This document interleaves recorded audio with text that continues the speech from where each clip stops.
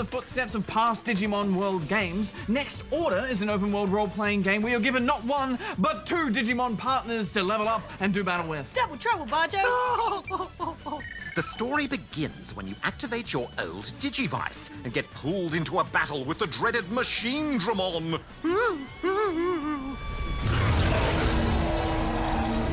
After defeating him, your Digimon are reborn, and you must train them up, rebuild the town of Floatia, and figure out what's gone wrong in the digital world. All before you can go back home.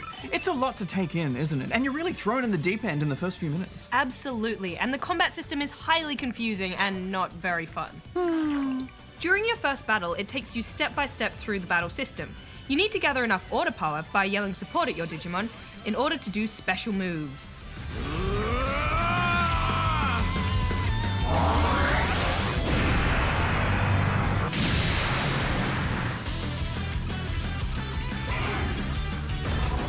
However, I'd usually find that I'd either win or lose the fight before I even had a chance to get enough order power to do anything. Yeah, me too. But I did try to train my Digimon to be so powerful that I'd pretty much auto-win fights. So that didn't really matter anyway.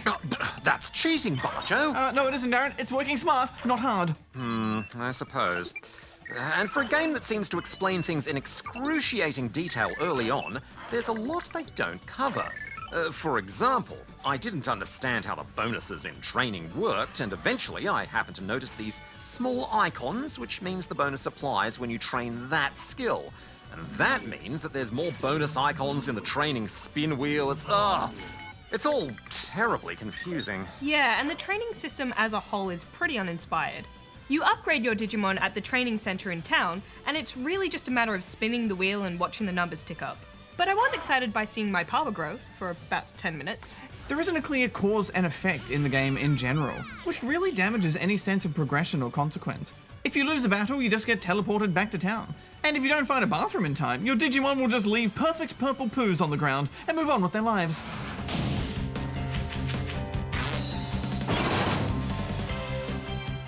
But the poos were pretty great. Poos are always great, Bajo. Although one consequence I did find, I accidentally starved one of my Digimon to death. You did what?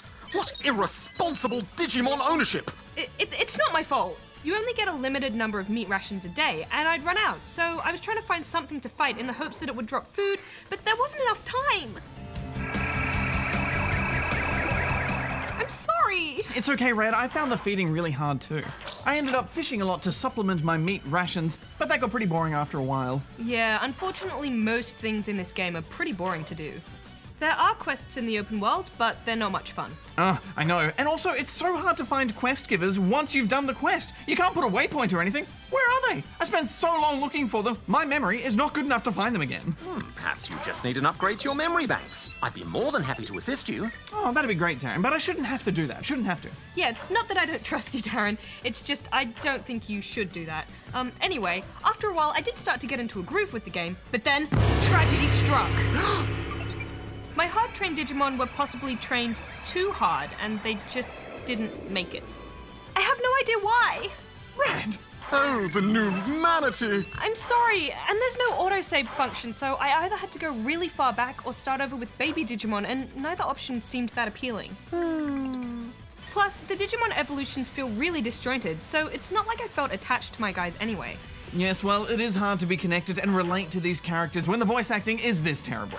He looked after Papamon and Euromon too, after all. Kota really is a good person. What are you talking about? It was particularly bizarre how your character silently reacts to everything too.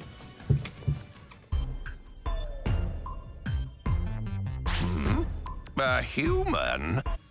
So bizarre. I think the biggest problem with this game is that so much of it is automated, so you never really feel any sense of accomplishment. Everything you do doesn't feel hard-earned. I did get into the story for a little bit, but it wasn't strong enough to pull me through, so I'm gonna give it 2 out of 5 rubber chickens. Yeah, the only investment really is time, but one careless training session, and you basically set back to 0. That really ruined it for me, so I'm giving it 1.5 out of 5 rubber chickens.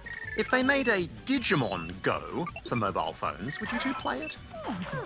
Give it a go, Dan, Yeah. I think, yeah. Give it a Digimon go.